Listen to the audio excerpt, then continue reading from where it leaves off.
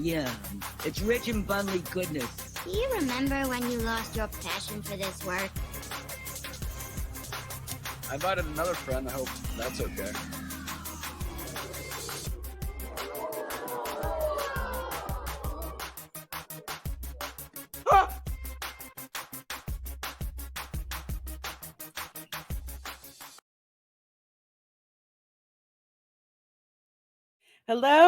Hello, everyone, and welcome to my channel. I'm Reina Creole, bringing you that spice to sci-fi and pop culture analysis.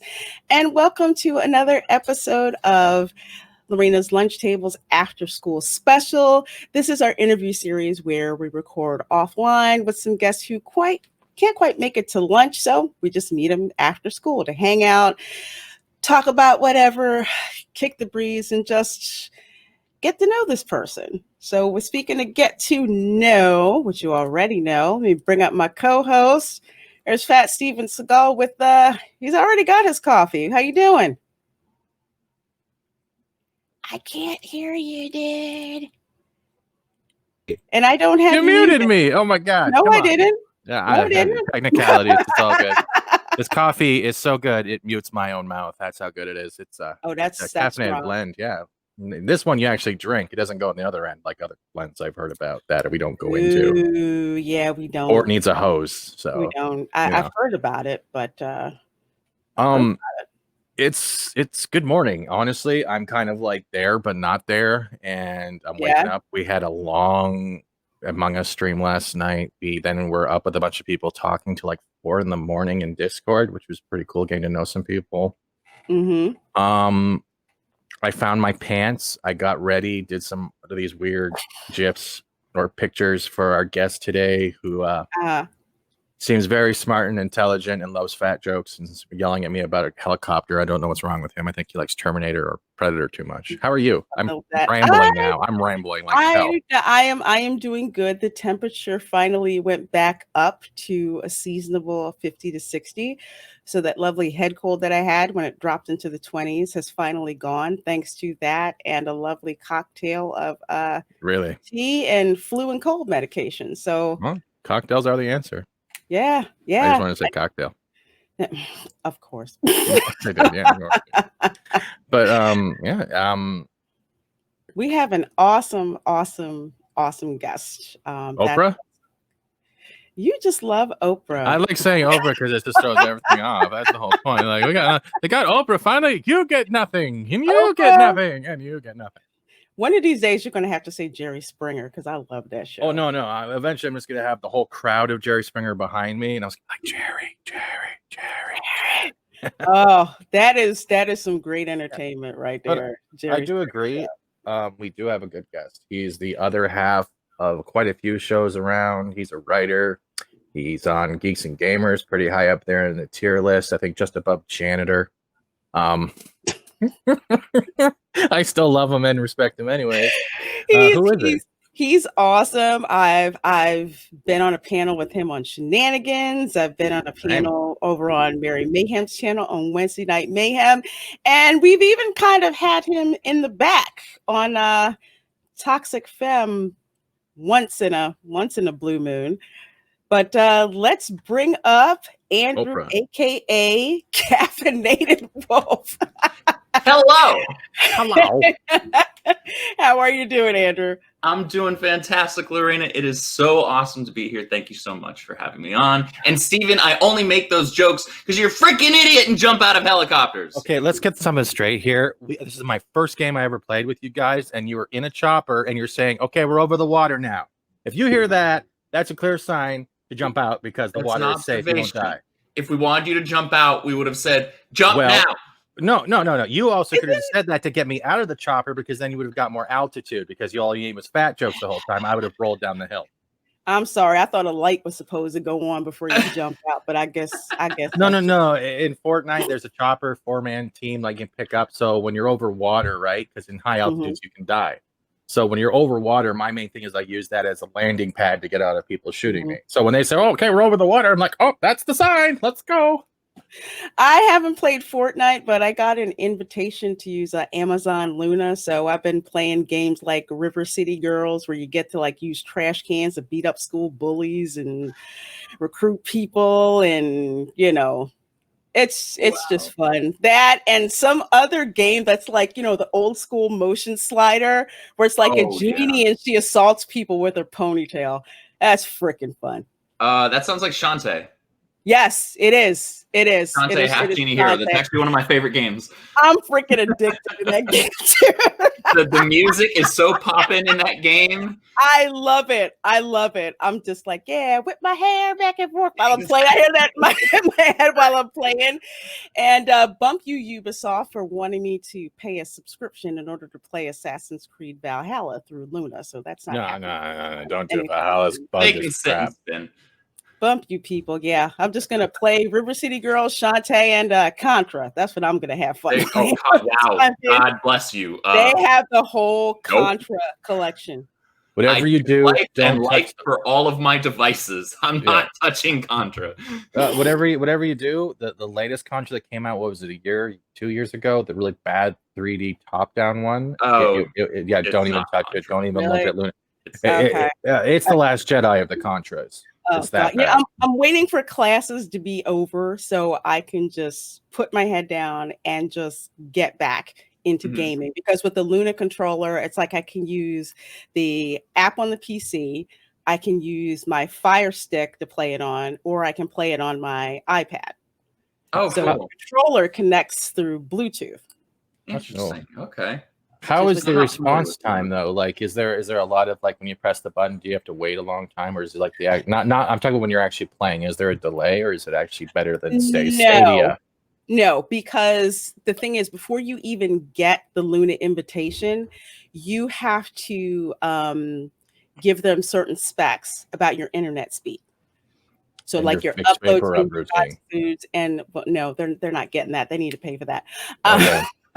I need to pay for that, but you have to give them these particular specs. Like I have crazy fast internet. So once they approve your specs, then they send it to you, because if you don't have the specs, you're going to get that lag whenever you're using the controller between, you know, when you're activating a motion and it actually happens. So I haven't noticed any noticeable lag at all. If anything, it's just me getting used to the daggone controller, because I haven't used the Xbox style controller in a while. But it's very responsive. I'm not used to the thick plastic in my hand. No. Phrasing. Phrasing. What phrasing? What? Why did I say anything wrong? Oh, my mic was on. Anyway, enough of that and my getting back into addicted gaming type of thing. Phrasing. So, Andrew, the first question we'd like to ask people, what are your memories of lunch at school? Memories of lunch at school. Okay, well, this is where I become labeled as someone who's probably socially awkward growing up, because I was actually homeschooled. I was homeschooled first grade through 8th grade. So I guess the first time I would actually have a typical school lunch would have been like my freshman year in high school. I went to a private school. And as far as memories, it didn't involve too much eating. It was really just kind of dinking around outside in like the parking lot because it was like held at a church is where the private school I went to. So we just were play ball, you know, in the parking lot or whatever.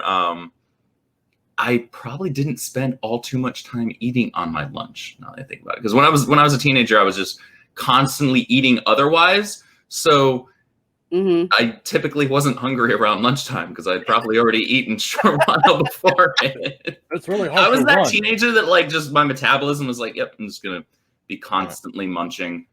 So yeah, it was either that or like, I don't know, sitting in a corner playing my Game Boy. So those were the activities of my life in school. There are a lot of people that like did that. Sometimes, usually, and I usually said it a lot of times on stream, usually I would mostly eat lunch by myself because I didn't want to deal with people that much. So it'd be like my lunch and my book, or I'd get together with my core group of nerd friends if we had lunch at the same time, because sometimes we didn't. and we just get together and, and just like talk, shoot the breeze. And of course, I had the friends who always just wanted to go outside and smoke. They got to do that too in high school, not in elementary school, in high school. Wow. And, because in regular like grade school, you'd have, the illegal lunch swap. You can't do that now. Mm-hmm. But, hey, you got this. Hey, yeah, I'll swap you out for this. No, nobody wants your lunch. Everybody wants your lunch, Yeah. It's like, oh, wow. Their mom makes way better lunches than mine. Here, I'll trade you this.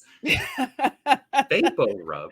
Or it's like the cafeteria is out of pizza. You're out of luck if you didn't get it. But most school cafeteria pizzas really bad. Yeah, but my school, Red Baron, it's better. It is, but my school it was catered, so the pizza was actually really good. So if you had third period lunch, you got the leftovers, so you're really pissed. You're not gonna let me live that down about the vapor rub, are you? I don't know what you're talking about. I have no idea what you're talking about right now. I don't care. Vapor rub. If it's between being able to smell and being able to breathe. No. This is a double entendre. I'm just saying. Do you watch Toxic Feminine, Andrew? Yeah, I watched it. Did you watch the recent episode when they brought the ladies brought the friends out to play in a when the ladies brought the ladies out? Yeah. So if you actually go back and watch it, I'm going to keep embarrassing Lorena until she punches me out. You can see her subconsciously, like I would be very talking. concerned. Her hand keeps going lower and lower. Then she does a little circle. Then she realizes it subconsciously without looking at the camera, and it goes back up. And she does it numerous times. So that's a double entendre. I like. She's going to kill me. But that is why I do not show cleavage when I'm on stream. It's like that Robin Williams special. I don't know if anyone here. You guys know Robin Williams, right? Yeah. You've seen a couple of specials. Like my favorite part from one of them was like, "Oh, New York! I love New York. The ladies bring out the puppies for a walk." Da, da, da, da, da. I just love it because that's the way I use it. Oh God, why am I thinking of Triumph the Insult Comic Dog for a reason? I don't know. I can play that Arnold Schwarzenegger Brokeback Mountain clip if you want. No, it's okay. That was a really fast nah, bro. I'm good. It was good. It was good. It's like, do it now. It's not a tumor. Do it now. So, Andrew, tell us how. The first question: how did you get involved with Geeks and Gamers? So, this was. I want to say I started doing that in 2018. So this was, I want to say, a few months after The Last Jedi had come out. So this is, quarter one, 2018. Mm-hmm. I just happened to be scrolling through YouTube, and I want to say I had first seen some videos from EVS, Ethan Van Sciver. And so in my like recommended videos, as I'm scrolling through, it was a live stream, and it was Jeremy, Geeks and Gamers. He was doing a live stream, and I was like, all right, what's this guy talking about? I forget the title of it, but it had something to do with Last Jedi. I was like, oh, that crap movie? Okay, let's see what this guy has to say about this. And I started listening, and I'm like, yeah, I'm about it. I feel you, right? I'm agreeing with just about everything that's coming out of his mouth. And I'm reading the chat as he's talking. I'm like, oh, there's a lot of people that are like-minded. A lot of people get it. This movie sucks. And at one point, he wound up mentioning that there was a website. I'm like, let's check it out. So I'm checking out the website, and I'm hearing him talk still. And he mentions that they're looking for more writers. And I'm like, okay, why not? I dabble a little bit on the side. I write some fiction stuff that I'm working on. And so I pull up the website. I find the spot where it says jobs or career, whatever. Talk to us here. And I email him. I send him my app. And a couple months later, after some back and forth, doing a couple of like demo pieces for the editor-in-chief, Alex, who was a phenomenal editor-in-chief. A lot of these big chill media sites would be lucky to have an editor half as good as him. And they clearly don't, because if you read some of these articles, you're like, yeah, anybody could like fix that. That's horrible. Garbage. Right. Right. And it wound up really working out. I enjoy the work that I do there, and I've been doing it now for gosh, it's going to be 2 years soon. Damn. Wow. Yeah.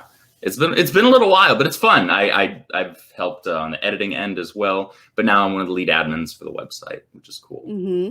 You look happy when you actually talk about it. Like you actually see the pride in it when you're mentioning and how it's been 2 years. So that's kind of good because a lot of people like at a job are like, I've been there 2 years. I lost my soul a year ago. They haven't given me health insurance and they still make me write in crayon. So and not even Crayola either. They give you that Dollar General crap. Rose art. Wow, yeah, Sherry, it smell like lead. Prism. What the hell is this? Knockoff bowl. Oh. Yeah, that's how I got started with them, and I've enjoyed kind of dabbling in a lot of different facets of the Geeks and Gamers brand. I've helped on the social media end in the past, but I stepped away from that because Jeremy wanted to move me into more of an admin role on the website. I've been helping a lot on the Twitch. These brought me onto some of the YouTube stuff, so it's been really cool because I've gotten to kind of dip my toes in a lot of different facets, and it's helped me foster skills that I already had and develop them further. And it's helped me also add more tools to my own tool belt, right? Because I had no website forum admin experience whatsoever. I'd been like a member of forums on websites before, doing back and forth with people. But I've never like been in kind of an administrative role in those. And so it was cool to just keep adding more skills to what in God's holy name, Stephen, are you doing? He does this from time to time. I just wanted to get up and close and personal. We already know that you can take up the whole screen. But he does this to throw me off. I wasn't trying to throw the conversation either. It's just that you got distracted. You got to work on that. But I wanted to add something since you said you got your hand stepped. Well, there's an elephant literally in the room now. So. Well, no, we put him in the back next to the buffet. But I wanted to ask, since you said you dabbled in the Geeks and Gamers Twitch, how are you guys dealing with the whole music DMCA thing? Have you guys had to go through and clean up some of your videos or remove anything? No, not to my knowledge, because we don't really use any music on the Twitch side during. So you've never had any of the people who are like, so now you have your normal group of players when it comes to like your Mario Kart stuff. They've never had music in the background that's caused an issue so far? No, usually because like when we're in the back, we use Discord to chat. Okay. That's how everybody can, hear how the conversation's going throughout the gaming. And we make it pretty clear to everybody, hey, if we're hearing background noise, it's like mute that crap or turn it off entirely. The only two things that people should be hearing when they're watching this is our conversation and then the actual game audio. So we haven't had any issues with that. And on my own personal Twitch, I haven't had any issues with that because Streamlabs OBS, which is the program I use to run all my streams, has a built-in program called Pretzel Rocks. And it just adds nothing but copyright-free stream-approved music. That's you literally check a box that says like stream friendly or something like that, something to that effect. And then literally all of the tunes that come up and that you can choose from are copyright free. You don't have to worry about it. You guys are pretty much lucky then, because the DMCAs that came over the last 3 weeks has been a nightmare for a lot of creators. So you guys are actually pretty lucky, because that would have been a lot of your content either destroyed or your channel in jeopardy, because I've seen a lot of that happening. The second thing I wanted to ask is you said you've known Jeremy since The Last of Us. Oh, sorry, Last of Us. Oh God! God! No. But you know what I mean, Last Jedi, right? Were you there when he said he liked Last Jedi? Were you at that point? Did you? No, because that was immediately after Last Jedi, right? That was. We were talking to Stone Loki yesterday, and he was actually there on that show watching when he said that, so he remembers word for word when Jeremy says, "I liked Last Jedi." Yeah, I was not there yet. Oh, damn! So you missed a pinnacle point in time. Yeah, I've heard him refer back to that moment several times, because he's pretty upfront about that. And he's pretty upfront about having enjoyed Force Awakens as well when that first came out, and then that retroactively kind of changed after he realized how bad Last Jedi was, and it kind of painted the prior film in a different light as he was looking at it through the lens of what had come after. And no, he's been pretty upfront about that, and so like I've heard him talk about that moment. I'm like, I just want the clip. I just want the clip, But that cool. Is to date the only movie that, upon first viewing, I've gotten up in the middle of to use the restroom because I just didn't care about what was happening on screen. Though I think I missed the part where Finn is going to like kind of kamikaze himself, and Rose kiss, and then Rose. Yeah, I missed that whatever 2 minutes, and the person that was at the theater with at the time let me know. I was like, okay, so I missed nothing important. Oh, so it is really interesting how much, and I've asked this question of a lot of people, like, how'd you get started on YouTube, all of that, and so much of it has to deal with the reaction to The Last Jedi. It's true. It's just crazy. So for you, for The Last Jedi, was it one of those where after you saw The Force Awakens and you see the trailer for The Last Jedi, it's like, yeah, this is going to be awesome. I can't wait to go see it. I'm excited to go see it. And then you see it. And how did you feel after watching The Last Jedi? How did you feel towards the Star Wars franchise? So this is a multifaceted answer here. So the first thing I'll tackle here is what you said about, you know, how did I feel first with The Force Awakens and all that. I actually wasn't on board with Disney taking over the property right from Jump Street. I'm sure there are people that say that now retroactively because it's easy. It's really easy to hate on Disney Star Wars. They don't make it difficult. And so a lot of people are like, oh yeah, I always thought it was going to be a bad idea, blah, blah, blah. All right, blowing smoke up people's butts. Cut it out. Wow. No, I just wasn't about it right from Jump Street because I'd already seen what they were doing with Marvel. I'm a comic book guy. And so I had that framework to work with. I'm like, I'm not about what you've been doing to other properties that you've been taking over. I have no reason to believe that this is going to be any different. And so Force Awakens, the entire way through, I'm like, okay, so this kind of looks like Star Wars. It sounds like Star Wars, but it doesn't feel like Star Wars outside of being basically a inferior copy and paste rewrite of A New Hope. I'm like, I've seen this movie. And there were a lot of moments where, yep, I've seen this shot. I've seen this shot. There were a lot of moments that were shot for shot from A New Hope, episode 4. And I'm like, I'm just going to go watch A New Hope if I want to see this because it's so much better. And so I was not a fan. There were only a couple of things that I took away from Force Awakens I was, to be generous, interested in.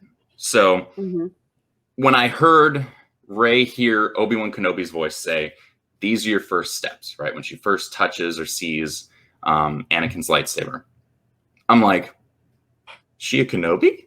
No. That was the first thing that came into my head because that was the first voice. Because otherwise, why would that be the voice that she hears? Right. Yeah, because most devices, especially lightsabers, they don't usually carry a force. Not a force ghost, but a force echo. Yeah, force echo. Do they? So no. It's kind of weird that a nobody all of a sudden could hear Luke, Yoda, and all that crap. I'm bunching them all together, and that's what threw me off too because it made me go like, your trailer showed one thing, and now you're showing the stunning and brave I can lift rocks without any training getting echoed by parlor Luke Skywalker. Right. Well, I mean, being able to sense force echoes and hear force echoes to begin with is a very rare force ability. It's not like specifically a powerful one per se, but it's one that's fairly unique. We don't see many instances of that over the course of the franchise. So that was really interesting to me. I'm like, okay, Obi-Wan's my favorite like movie series Star Wars character. I'm interested now. Okay, maybe you're gonna have me a little bit more interested in this character because leading up to that moment, I'm like, why do I care about this character? Why do I care about this character? And then the other thing was them starting to hint towards Finn being force sensitive, and I'm like, former stormtrooper turned Jedi. Which you've never seen before. Okay. Yeah. Those were the only two things that I was even a little interested in. And we got none of that. So I still was not fond of Force Awakens coming out of the theater. Like I went home and I stayed up literally all night to watch the original trilogy to get the taste out of my mouth because I wasn't a fan of it. I was like, I got to watch good Star Wars now. Yeah. And then with The Last Jedi, I mean, that, like I said, that is to date the only movie upon first viewing because repeat viewings doesn't quite count, but upon first viewing in a theater, me getting up, to use the restroom because I just don't care. And I saw the extended Lord of the Rings films in theaters, so that says something. Wow. Yeah. I hear you, because with The Last Jedi, and I think I can't remember if I told this story or not. You did. I didn't get to see, I did or I didn't? You did. I did. Okay. Well, for folks who didn't see that one, I actually saw Solo first with loyalty points. I didn't see The Last Jedi because life happened. I didn't get a chance to see it. So Solo was kind of like, was that a one-off? Because it didn't seem like Star Wars. Maybe they were just off. I don't know. Let me go back and see The Last Jedi. So I saw that on demand. And the more I watched it, the worse it got. And it's the only Star Wars movie where I kept looking at my watch. I kept stopping and starting it, just like it's got to get better. It's got to get better. It's like The Empire Strikes Back. Things got worse, but the characters got better. Yeah. So we were just like emotionally invested in what was going to happen. But with The Last Jedi, it's just like, no, this can't get any worse. This can't get any worse. This can't get any worse. And it kept getting worse, and it kept getting worse. And at the end, I was just like, you know what? Screw it. I don't want to look at anything Star Wars. And I didn't for like a year. Yeah. And the really frustrating thing about that is Rian Johnson, we love to dunk on him because he's an asshat. He's an absolute jerk. He's a freaking clown. Mildly. Yeah, that's being really generous, right? He's actually a good writer. When he does things that are his own story, this is not attached to anything else. He can tell a good story. Is he amazing? I don't know if I go that far, but he can tell a good story. His issue is if you put him in a pre-established continuity, a pre-established universe, he's going to do literally what he said he was doing with Last Jedi, which was, I'm making my Star Wars film. No, son, you're the second film in a trilogy. You've got a job to do. You've got to continue what the former guy was doing. Exactly. You would think, okay, these are my boundaries. So I need to double check that whatever I do against what those boundaries are. You have to work within the established framework. Exactly. You are playing in this sandbox. You don't get to go outside of this sandbox, especially within the realm. Like if it's a one-off story that's, not exactly connected to a trilogy or some saga, there's maybe a little bit of wiggle room. But when you're working within a trilogy, it is your job, it's your responsibility to continue what was started in the first film. Right. Like just think if that had happened with Empire Strikes Back. But I don't even think he was. I'm sorry, I didn't mean to catch up, but I don't even think he wanted to go with continuality. He just wanted to get known for either breaking or making a show. And I think what he did is he wanted to destroy characters. He wanted to just be known, whether it was to make Star Wars better or worse. I don't think he gave a damn about the franchise. He just wanted reaction. And that's the way Last Jedi feels to me. It feels like, hi, here's a piece of cake. Don't mind my finger up your butt while I screw you over. That's what it felt like. And it was all over the place. What they did to Luke. Yeah, I know.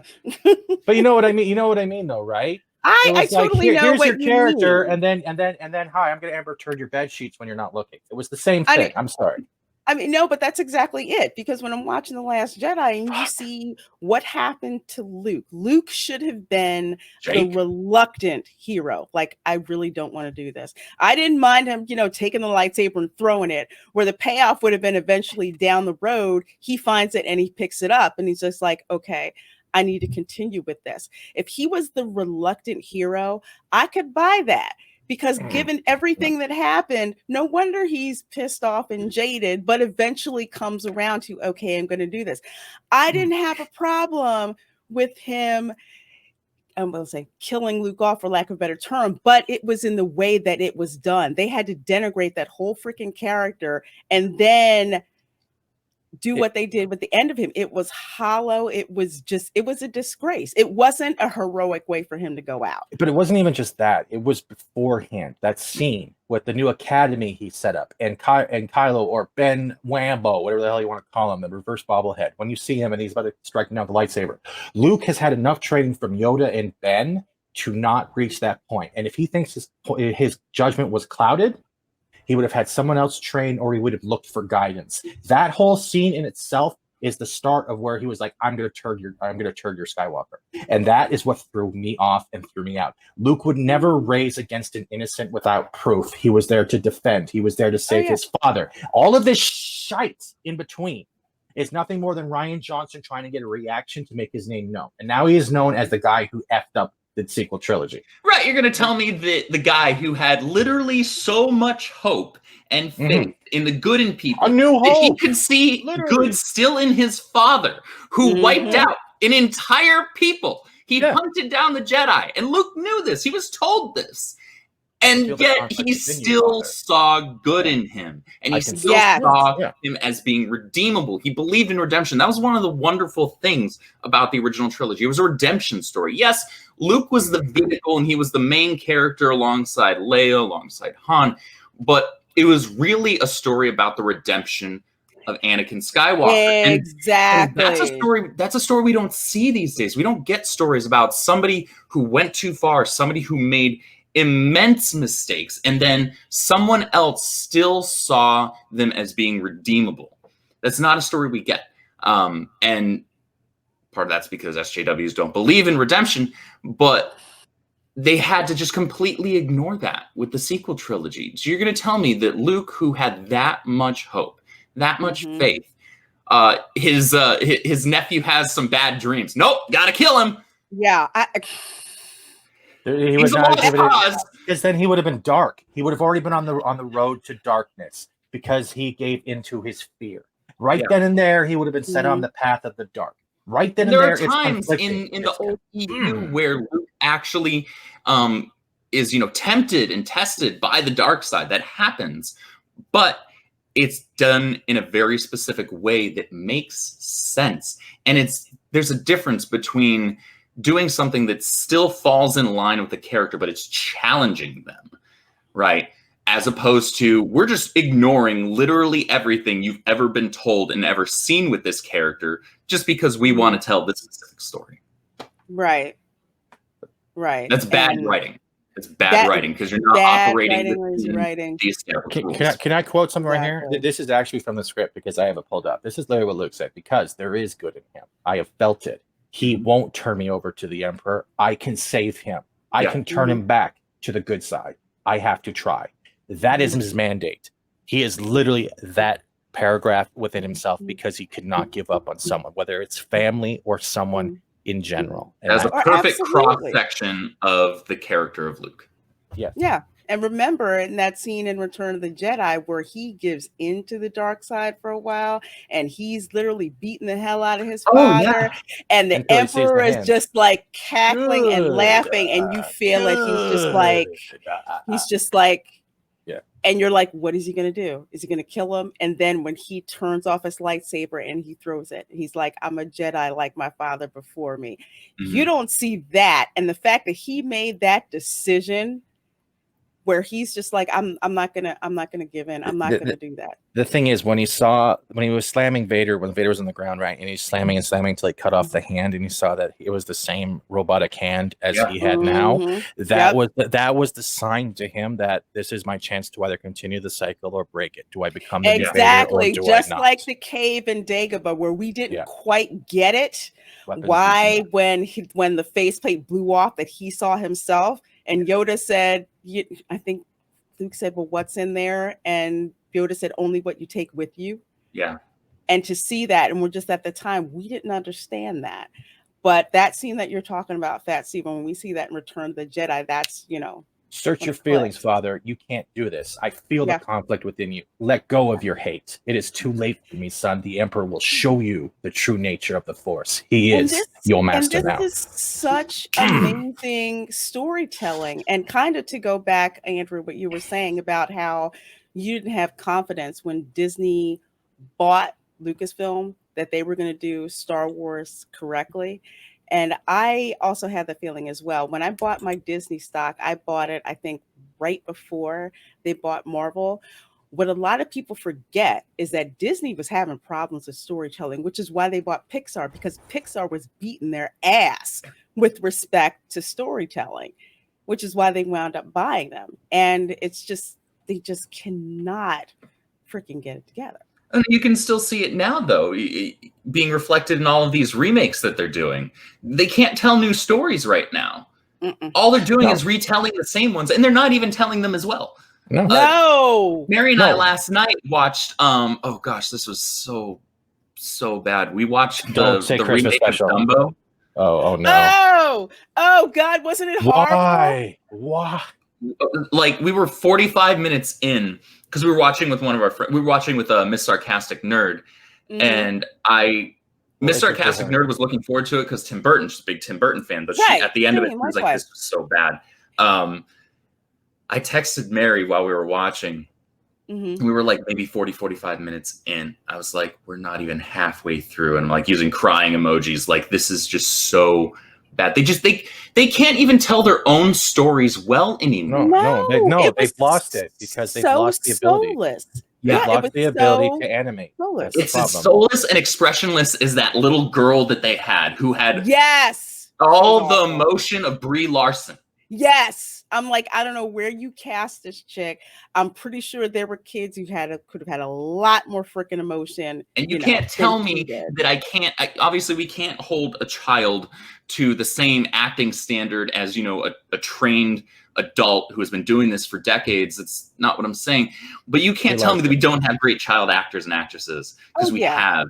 I think Dakota Fanning, back when she was a little girl, that little girl could act her butt off better than a lot of adults that I see on screen these days. So you can't tell me that there aren't great child actors. What was the movie that she was in with Was it Denzel? What was that movie that caught? Known for? You remember Man that? on Fire. Man on Fire. Do you remember how she? Good. Yeah, like she was. That's a woman right there. I'm sorry, that's a strong woman, and she was not even a teenager yet. No, she was a child. And then you look at Disney now. Everything is let's remake our cartoons. No, open your vault and play your cartoons. Yeah. Make a sequel that's worthwhile. You used to do that with Lion King, and your Lion King 0.5, right? I don't count that. But you know what I mean. It's just they have lost imagination. Disney is no longer magical. Disney is no longer original stories. Pixar is that, but now Pixar is going woke. It gets to the point where all childhood that you remember, the generation, say from the 80s to the 90s to now, is gone because everyone has to say something or lecture you. We don't want lectures in our escapism. And that's why it's hurting everyone's soul, because we can no longer find a role model to be something better. Right. But pay attention to the people who are leaving, because they pushed out John Lasseter. They Me Too'd him. He started something else. I forget who one of the other head animators at Disney. He left, and I think he's doing stuff for Netflix now. Oh yeah. See, the only thing I have hope for that's kind of off Disney is this. But we talked about this before, right now. You guys have looked into the new cast for the Kevin Smith He-Man, right? With Mark Hamill Mark Hamill's playing Skeletor. Like Mark Hamill's doing Skeletor. Like the cast on this is insane. And if you look at it, and they're doing it right. They're doing one series for actual adults, which is kind of anime dark, and then they have another one for kids, but they're not making it like they've done to Thundercats or they've done to what's that one episode with the red panda and shoving the finger up. They're like, don't get me started on Thundercats and Shera. No. There's another one though where Sci-Fi has this, and we brought this up with Comics Division, like that one where one smokes a bong and the other one takes a birth control that gets superpowers, and they can enter a multiverse by shoving their finger up a red panda's ass. That's not funny. The red panda's ass is funny. No, speaking of not funny, and this is actually a good segue. I get no, but that's actually good. I'm trying to forget that I knew about that. A good segue into the world of comics. Oh yeah, Andrew. All right. I'm about this. Let's have it. Bring it. So, first of all, what are your favorite comics? So you're more of a DC guy, a Marvel guy, Independence, what? So I've dipped into a lot of stuff. And if he had asked me when I was, a teenager and younger, I probably would have said I'm more of a Marvel guy. I've never considered myself, a fanboy. I hate fanboy mentality where it's mutually exclusive. You can only like this, or you can only like that. It's the same thing as a gamer. Like, people ask me, you an Xbox guy or you a PlayStation guy? No, I'm a gamer. I like games. I don't work for Microsoft. I'm not going to shill for them. I don't work for Sony. I'm not going to shill for them either. And same thing with DC and Marvel. But as I grew older and cared more about the storytelling, I realized that if I was going to kind of qualify it, then I am more of a DC guy. And that's because I connect a lot more with a lot of the characters. And part of that may be attributed to how Marvel handles their characters now. But even when I look back on when I enjoyed their characters and their stories, it was really limited to Spider-Man, X-Men, before that turned to crap. And what most people don't know about me, Miss Marvel. Miss Marvel was good. Real Miss Marvel. Yeah, it was really good. Real Carol Danvers. Yeah. Not the twat we have now. The one Rogue took the powers from, right? Correct. That Carol Danvers. Yep. That was actually, she was my second or third favorite Marvel character, behind mainly Peter Parker, who's my favorite Marvel character. And that's because she was such a unique character. She, in and of herself, was, I'll take this term off of Eric July, Young Ripa. She was a tokenized Captain Marvel. She was a female version of him, essentially, but they differentiated her because of her character. It wasn't just a palette swap. It wasn't that they just decided to use a different crayon to color her skin, or decided to, make a female version of what this character was, copy and paste. No, they made her own character. And one of the great ways that they did that was she had a completely different perspective on everything that was going on around her from everybody else that was around her. And she had a lot of internal dialogue and a lot of internal conflict. Like, she wound up helping during Marvel's Civil War. She wound up helping Tony and Tony's side, but she wound up regretting that heavily later on. And she battled within herself the consequences of having done that. It wasn't just like, yeah, I made a mistake, and then we forget about that. No, the ramifications of that were echoed for a really long time. And she had to own it. She had to live up to it. It wasn't just, nah, I'm perfect, it's K. It was, she had to deal with it.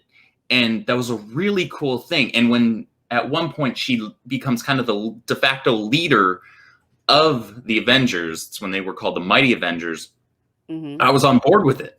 I was like, okay, cool. So we have somebody that's got a completely different perspective from Tony, from Cap. And I was totally on board with it. I have, they're like this thick each, and kind of gold shiny on the side. They're hardcover volumes of, I think it's all, I want to say it's 9 volumes of her run from the early 2000s. And I love those books because it's just great character storytelling. But outside of that, I'm more of a DC guy. My favorite comic book hero is The Flash. I grew up watching Batman the Animated Series, Justice League the Animated Series, Superman the Animated Series. Back when American cartoons were good and not crap. The crap there now. I can't even look at, like, how are we in 2020 and the animation's worse? I think it's because they don't care. I'm gonna try to bring this up and not start spitting fire. With the Shera reboot. If you go back and you look at the 80s Shera cartoon, the way the art was drawn, the way the characters were drawn, the attention to detail that they gave to that art, and you look at the Tumblr crap that they used in Netflix reboot, they just didn't freaking care. They changed the gender, they changed the shapes, they changed the skin colors, they made things up that weren't there. They ripped off of other characters like Lord of the Rings. They pulled, the Hobbit back. They ripped off of Jasmine. They ripped off of Thundercats Roar for Catra. Reina, did you watch Clownfish TV's In Depth about how they actually knew the person who was doing the Shera, right? And how bad that it wasn't no longer Shera. She just wanted to just make it her own. And they, even when someone passed away, that was actually one of the creators. You remember, F. Noel. True Noel. Oh, yeah. But even when that person passed away, I forget the name. Not only did they not even recognize that person, they still made it all about Noel.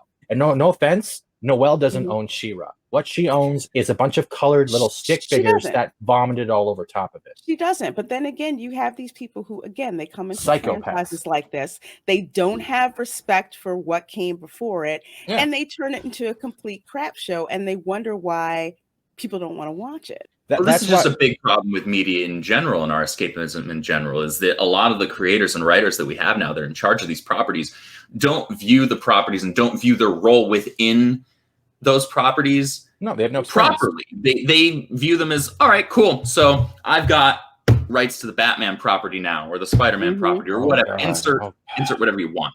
Right. I'm just going to go ham, and it's going to make money because it's got the Batman name on it. It's just about having that and doing whatever, not caring, not having respect for it. Their role is supposed to be a caretaker.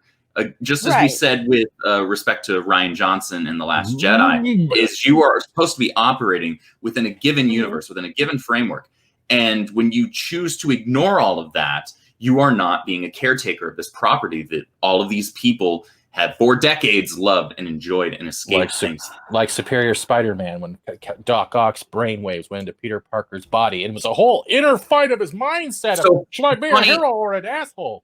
Funny story. I'm going to play devil's advocate here. When the news broke that they were going to be doing that, when I first heard about that, I was like, "What in God's holy name is this crap?" And then years later, I actually went back because I didn't read it at the time.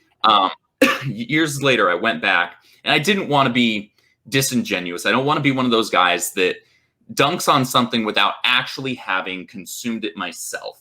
Yeah. At least in part. I don't want to speak on something that I don't have experience with. It comes off as disingenuous. So then I actually read the arc. And it's actually a really good arc because they set up a lot of cool things for the Spider-Man arc that follows. And then for a good few volumes of The Amazing Spider-Man, once Peter gets control of his body back and all of that, there's some really interesting character development that is offered there because he's put in new positions. And the entire time while Doc Ock is in control of his body, Peter's still there in his subconscious. He's still seeing what's happening. And he's both the good and the bad. So he's seeing things that, oh, wow, I really could do this better because when Otto is in control of his body, he has much better time management of how to handle things. Like, oh, I really could just let, the New York Fire Department handle the burning building thing because 9 times out of 10, they're going to handle it perfectly fine. Yeah. Whereas I can go handle the, major bank robbery that's happening several blocks away instead. And so he learns a lot during that arc. It's about both Otto and Peter simultaneously. Peter gets to have a lot of character development through that arc, and I appreciate it because of that. I actually hated the idea of it when I first heard about it, but then upon actually reading all 6 volumes of it, 5 or 6 volumes of it, I really wound up enjoying it. It was actually good storytelling. Dan Slott is a shyster. Times 10. He's a jackass. Blocked me so many times. And he told, it's one of those things where you have to be able to be honest, intellectually honest, where yes, this person did some garbage stuff, but if they did some legitimately good stuff, it's still okay to acknowledge that they did some good stuff too. Like, for example, Mark Waid. We all know about Mark. I just got diarrhea. Yeah, he wrote the very first comic I ever held in my hands, which was The Flash, from back in the 80s. And his run on Wally West, who was my Flash, was one of the greatest Flash runs of all time. And then he left the book, and when he came back to the book for a short period of time, it was garbage. But his initial run on it was phenomenal. He used to be a great writer. I'm sure he's still capable. He just doesn't do it because he's too busy being a pretentious jackass. Yeah. So it's one of those things where I like to try and acknowledge that people, even though they put out garbage, if they actually put out something legitimately good, I'm going to say it was legitimately good. You can't base every piece of work off the character who made it. You have to look at the work itself and try to separate it, because then you're just associating everything they do as bad without giving them a chance, because the writing can be great, but they can still be a Yahtzee. Yeah, so I'm not gonna spend my money on anything from Mark Waid or Dan Slott at this point. But I'm also similarly not going to throw away the things that I do own that they did that were good. Yeah, Mhm. you shouldn't have to. I agree with that 110%. Well, at Like least give right them now, props this is for my what they wall did right. behind me. This is my nerd card on one wall in my bedroom. Mhm. And there's a lot of stories I do love. And also, it's not just the stories. I love the artwork too. So if the story sucks, I can still enjoy the artwork because there is an artist and there is also a colorist. And if you make something look beautiful, but the story's crap, I can still enjoy the artwork, what it is, because someone put a lot of time and effort. I'm kind of the same way. Like I know Dan Slott and Mark Waid are all wankers above and beyond, but they all still have a quality that is worth respecting, even if their personality is garbage. A great example of appreciating some beautiful art, but the story is crap. Is in this book, honestly, it's a meme within the comic book world. All-Star Batman and Robin by Frank Miller. This is Frank Miller. I don't know how many mushrooms he was consuming when he wrote this, but it's a bad story. I don't know how he took this as a cross-section of the character of Batman, but it's a bad story. But the entire thing, front to back, is drawn by Jim Lee. Yeah. And Jim so Lee. You can ignore how bad the story is and then just appreciate how gorgeous every single page is. And I'll go back and I'll reread it and I'll chuckle to myself from panel to panel as far as some of the dialogue. But I'm looking at the art and I'm like, gosh, this is so pretty. That's the thing. Like, sometimes you have to look in between the lines to enjoy an art form for what it is and not try to read too far into it that you start hating it just because it's someone. Yep. And it's so hard even now though, because like what Reina was saying earlier when it came to Shera and Thundercats, no offense, you can't look in between the lines there because they've taken it and destroyed both levels. Yeah. And then you look and you remember what your childhood was watching this, and it's like you just took a part of my childhood and crapped on it.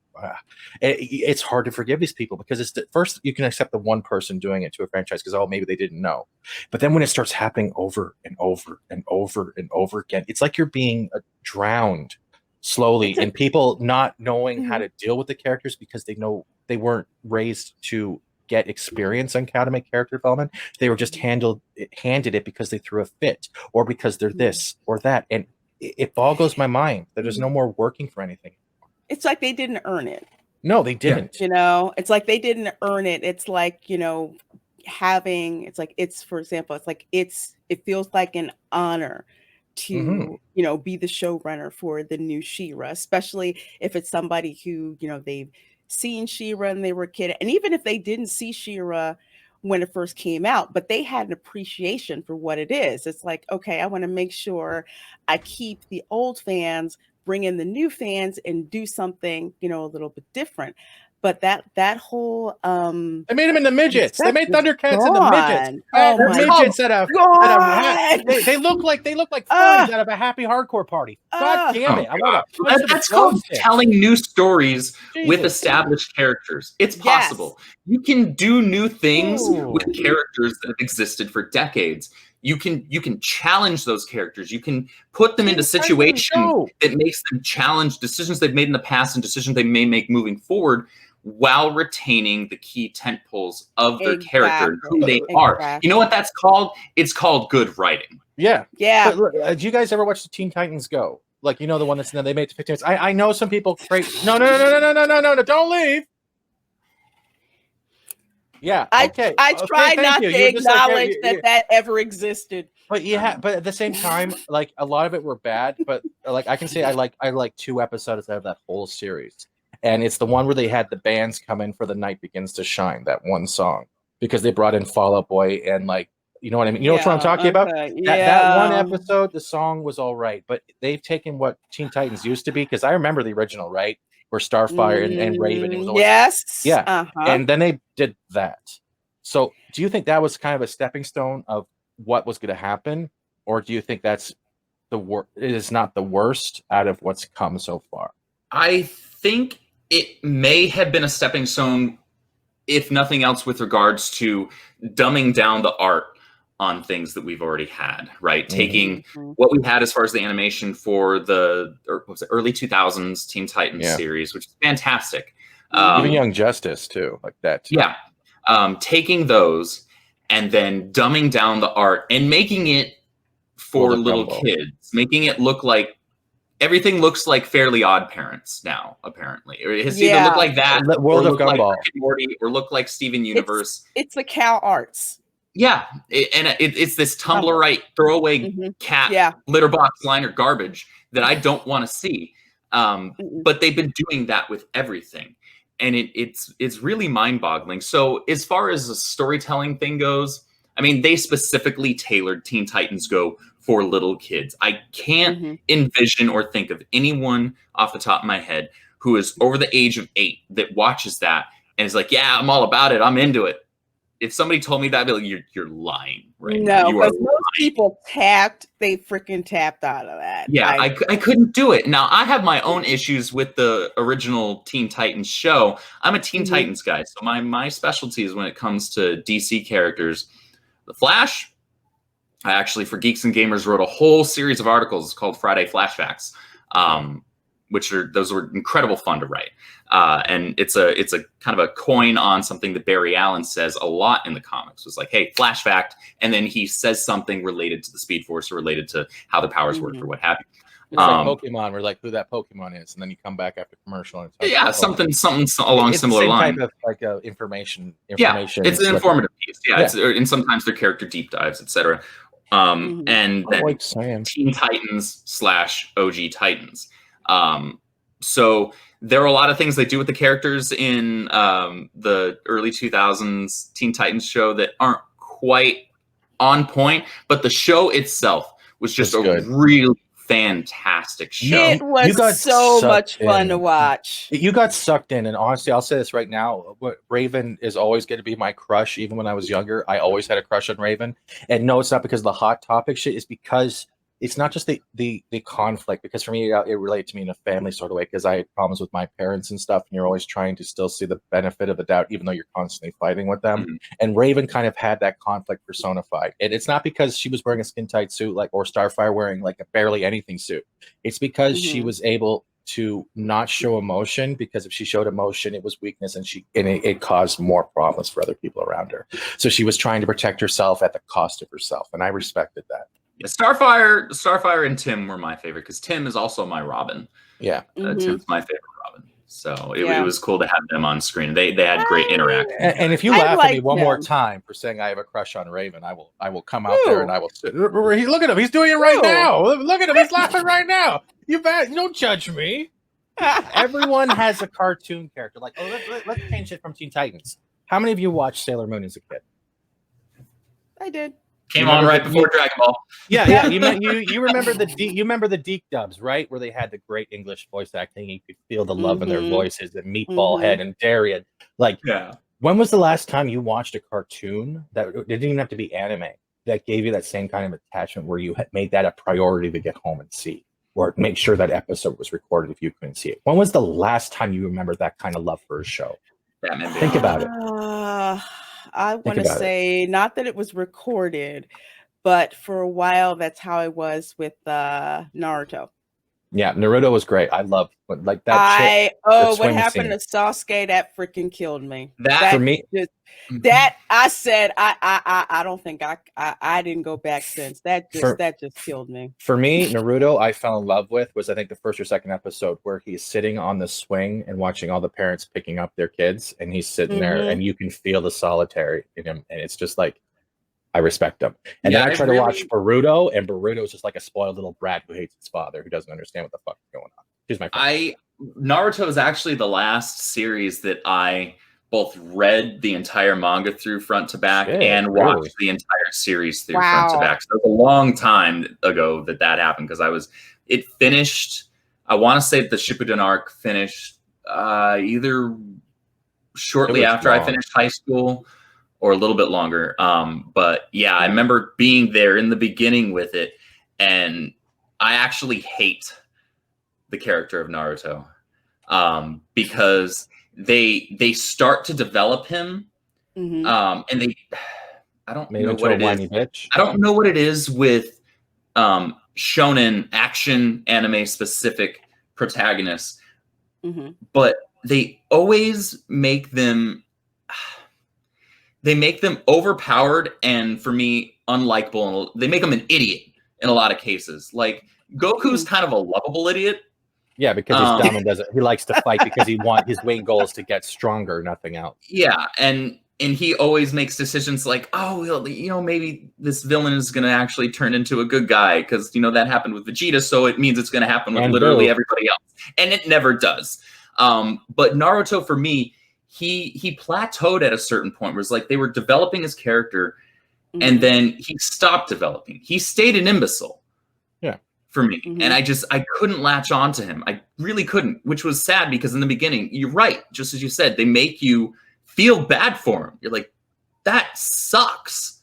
Yeah. Like he's seeing all of these other kids at his school getting picked up by their parents, and he's got nobody, and nobody likes him. And so this is why he's the class clown. But I couldn't latch onto the character. One of the things this ties back into what I was talking about with the OT in Star Wars being kind of a redemptive story arc of Anakin, was I love that they did that with Sasuke.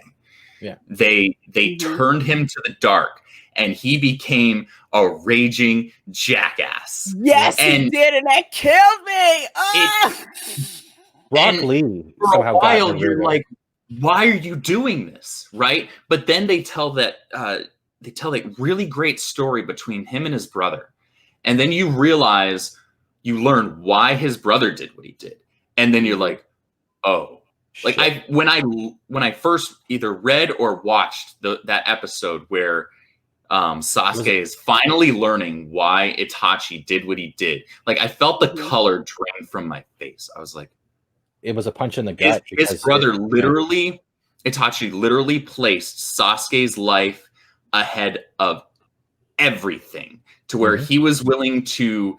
And you can make moral arguments all day long for it, but he chose to wipe out his village, and he chose to become a pariah and be looked at forever as a villain to protect his little brother. But that's family. That's what family loyalty is. That's he put his little brother above literally everything, to the point where he was fine with his brother even hating him and wanting to kill him because he still knew at least Sasuke lives. And it's storylines like that why so many people, including myself, it's like we're watching more anime than we are, American cartoons. Like there's one anime that I started watching, Nanbaka, which is about like all these like group of like really weird prisoners, and they always keep trying to escape, like every episode. So I'm like watching the storyline from the pilot, and I'm just like, this is really freaking an interesting, kind of concept. Because I used to watch Trigun. I still have to catch up. I'm so bad that they haven't continued that or picked up, because I'm still wondering where Vash is, and it bothers me to this day. They're still wandering the desert. That bothers me so much. I was only okay with Trigun when I was a kid. Like, Inuyasha and Trigun were the big ones that a lot of my friends were into. I was all about Cowboy Bebop, and I was all about Outlaw Star. Cowboy Bebop is awesome. I watched that, and I kind of dropped out. I heard they're going to reboot it, and I'm not real. Yeah, Netflix is doing a live action. That's a whole thing. But I think one of the reasons why we latch onto anime so much is because anime does a lot of character storytelling. The characters are the focus. You have big events happening around them, but they focus on the characters first and foremost, and they don't just use the characters as some arbitrary proper vehicle to push something through that they think about the world. Sometimes you'll get little bits of that, but it's always layered in with the story that they're trying to tell through the character. And I'm a character person. I care about the characters far more than I care about the events happening around them. I care about how those characters react to the events that are happening around them. Then, Andrew, how would you put the character development on My Hero Academia? I actually haven't watched My Hero Academia. Are you kidding me?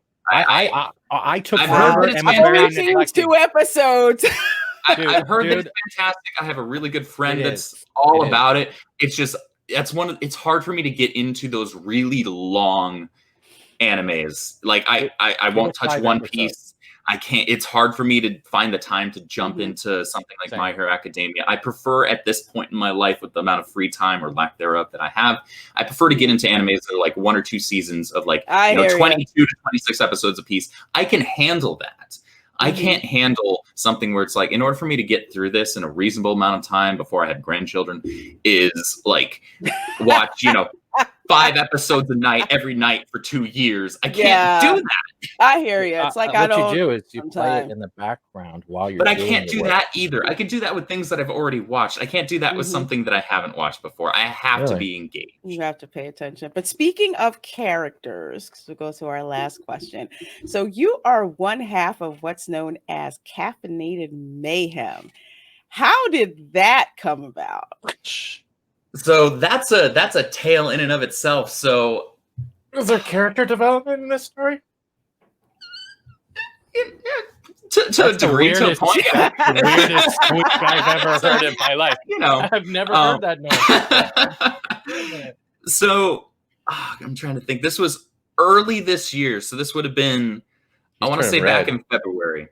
That's my filter on my ring light here. Sure it is. Sure it is. Okay. Don't tell anyone. So early this year, Jeremy and I at Geeks Gamers had a conversation. He wanted to bring me a little more into the forefront because I've been just really working on back end stuff for the team. I'd been a writer there. I'd helped out a lot on the editing side for articles to kind of relieve a little bit of stuff off the shoulders of Alex, our editor in chief. And Jeremy was like, I want to bring you on a little more into the forefront, right? I said, cool, I'm for it. I'm all about it. I just finally got set up in my new apartment. I got, a decent webcam. I've got a decent laptop to work off with for now because I didn't have my setup that I do now. And so he sent out an invite to a lot of people in our group chat to join in a live stream. It was just a chill stream. There's nothing specifically topical that was being discussed. It was just kind of a hangout. And so I jumped in.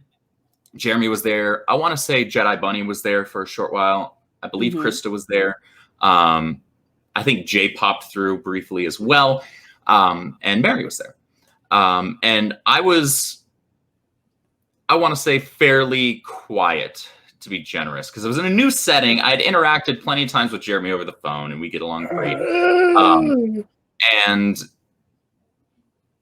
I tried interacting as best I felt I could with everybody there that I was just not familiar with, right? Okay. And afterwards, Mary reached out to me to kind of help facilitate my being more comfortable on the YouTube side, because she saw that I had a channel. She's like, let's help develop your channel, and things like that. And she's like, how about we hop into a StreamYard or Google Hangouts? I forget which it was. And I can kind of show you the ropes and walk you through some stuff. And that first chat was mostly that, right? It was mostly, I don't want to say business, but it was her literally just going out of her way to help me kind of figure out how OBS and all that worked and things like that. And giving me kind of the ins and outs, the do's and don'ts when you're on live streams. Because I hadn't been on live. Well, that's a lie. I'd been on a couple of live streams. I'd been on a couple of EVS's live streams before, a couple of Clint Stoker Sweetcasts as well. So mainly all Comicsgate related stuff. And so she was very sweet and going out of her way to help me out.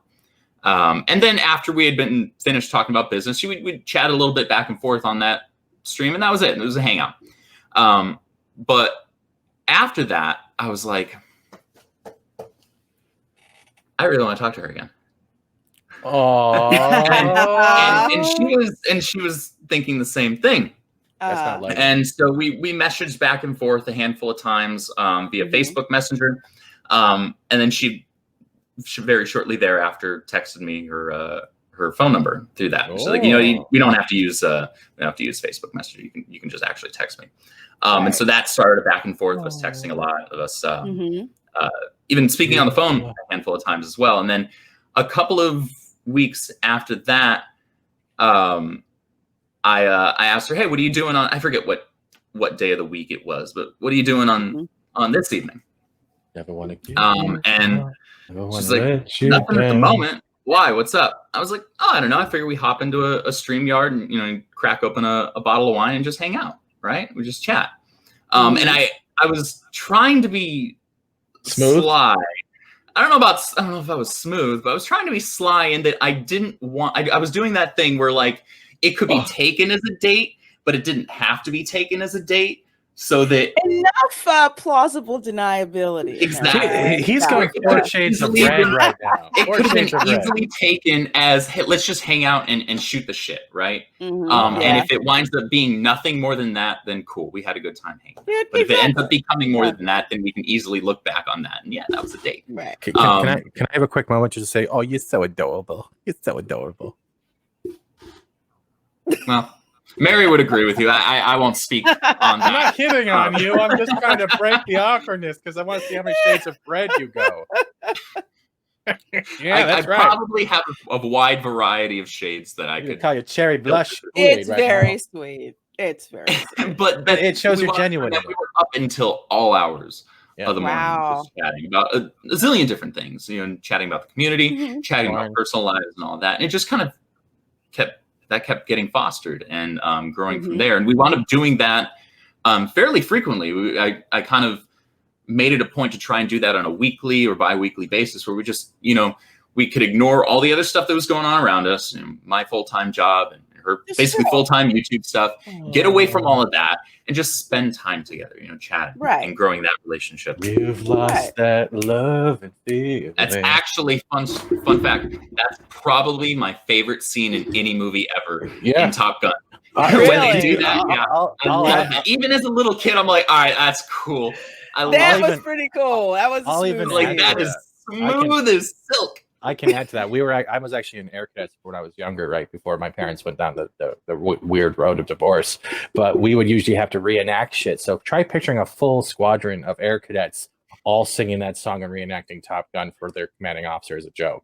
That's bro, glorious. I get it. So that song has a lot of attachment no matter where you are. Because it's not just Top Gun. It's just something that song seems to trigger everyone to smile, right? And they know it right away. Also, I grew up listening to a lot of Hall & Oates with my dad, so I love hearing Hall & Oates too. Hall & Oates is to get Hall & Oates is from Philly, so I got special love for Hall & Oates, man. Special love for Hall & Oates.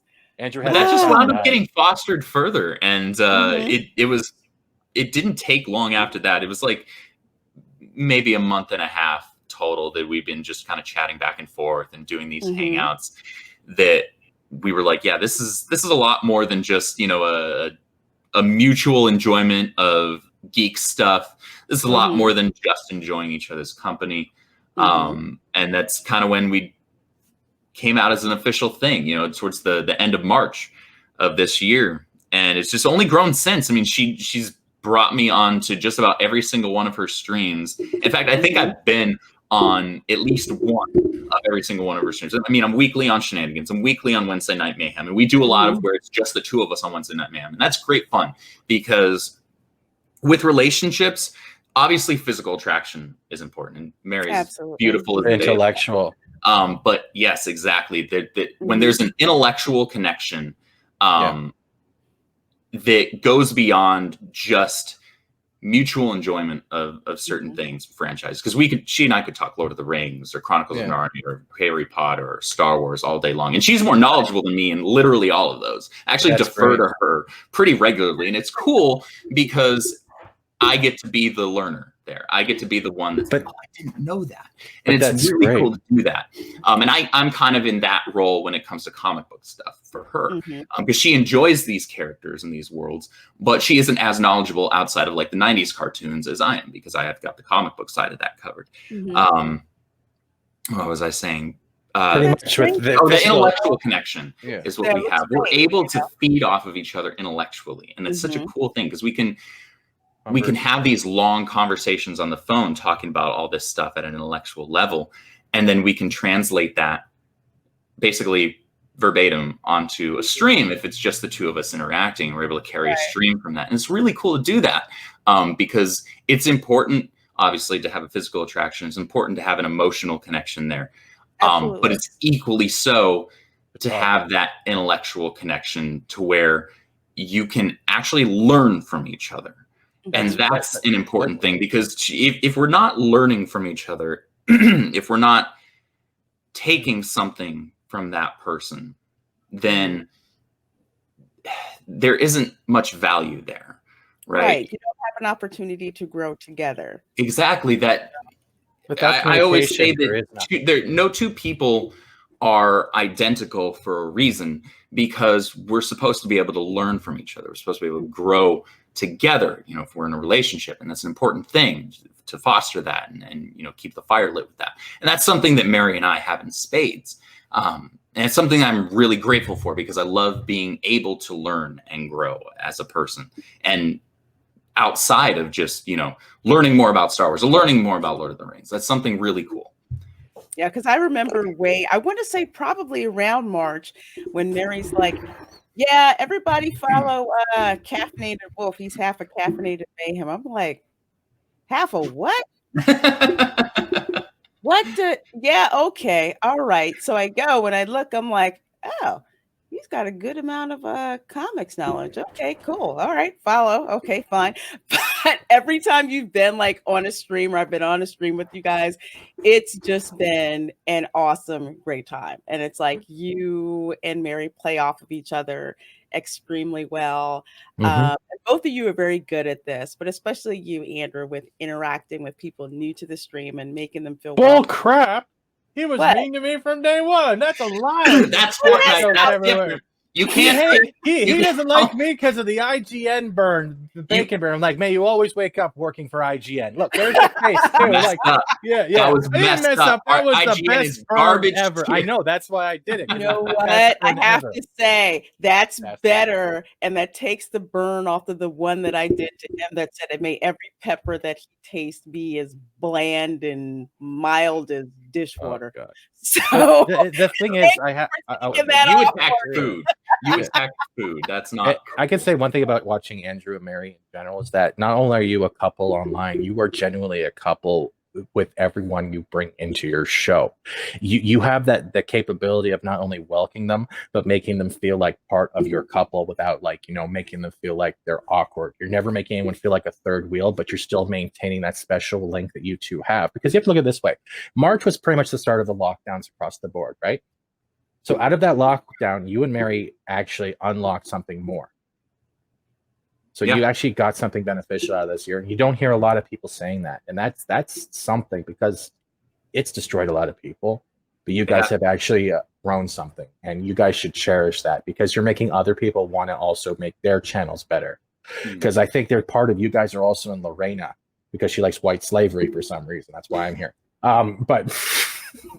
But you know what I mean, though. You guys have not only made your coupling, like I'm gonna say coupling, look like something special, but it has infected YouTube across the board. The people that you invite on, anywhere from, let's say, Culture Casino to even Miss Sarcastic Psychopath. That's what I call her. Like anyone, she's scary as fuck. I don't care. But me too. But you guys are great, because you're showing that even though 2020 has been so crap, you have made it worth fighting for, because there's still stuff to fight for. And that is something I respect. Both Mary and I that's one of the things we were able to kind of latch on to each other very early on. We've both gone through some things in our past I won't get into detail with, but that we were able to connect on and empathize with each other on. And even this year, we've both gone through some crap ourselves individually. What's important is we're able to relate to each other through that. And that's a human thing, right? Relating to each other's struggles. That's how we're able to relate to characters that look nothing like us. You or guys are act each other's nothing like supports. us. Exactly. If Mary falls, you're there to be the wall to help her lean against. The same thing with you. When you're having a bad day, she'll tell people you're having a bad day and just not push any buttons. She's watching out for you as much as you're watching out for her.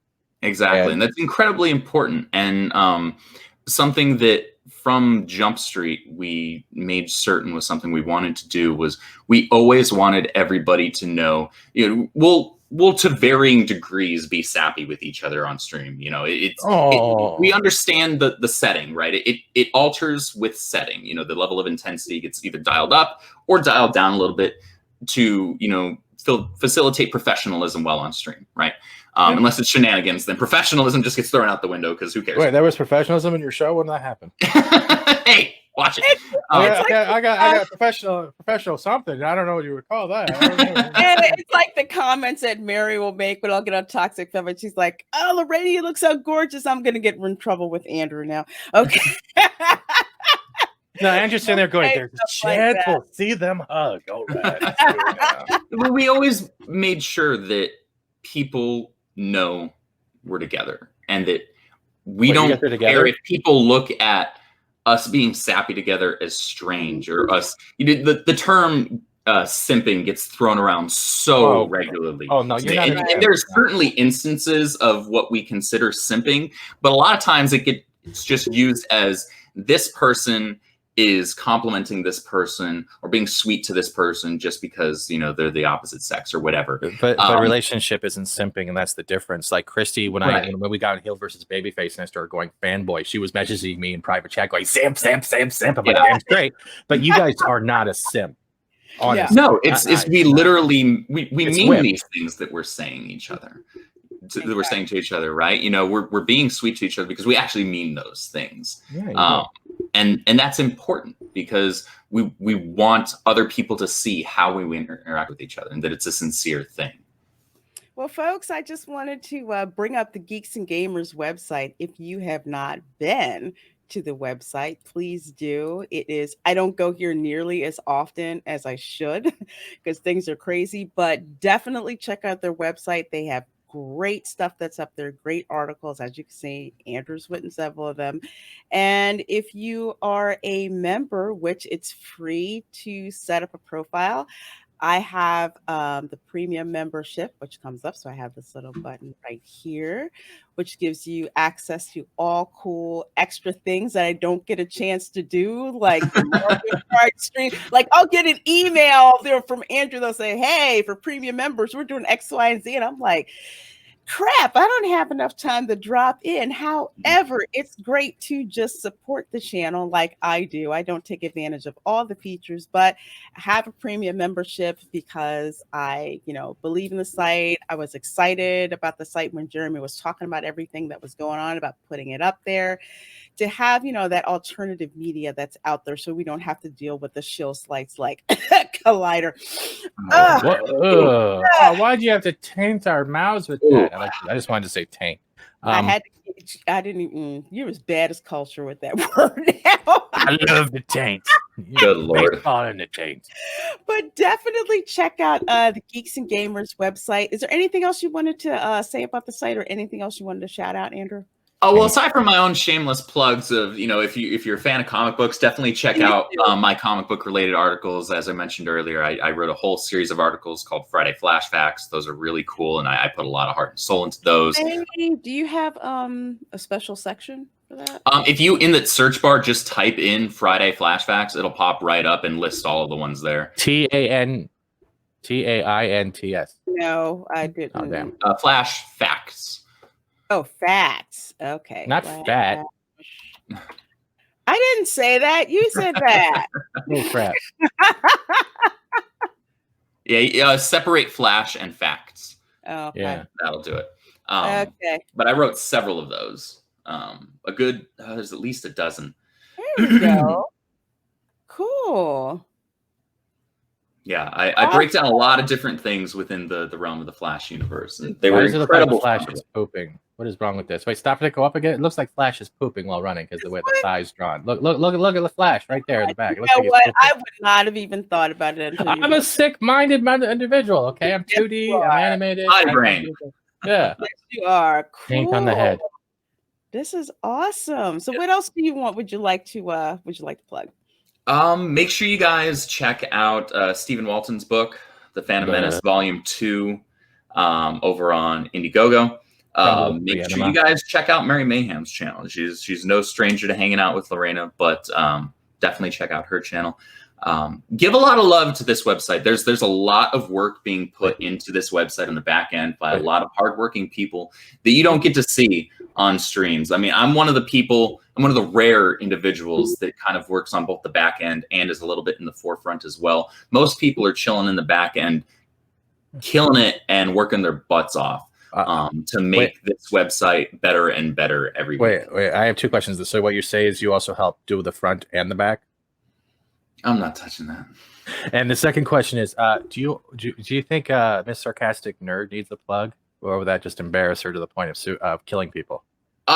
It might embarrass her, and I would, if she sees this video, she'd probably text me and rip me a new one. But I'll do it anyway. Check out her Twitch at the very least. Miss check out Miss Sarcastic Ooh. Nerd's Twitch, and you can kill the 2D character, so I can say it. Yeah. Oh, I'm sorry. Hang on, I have to see this Extraction sequel. Yeah. Yep.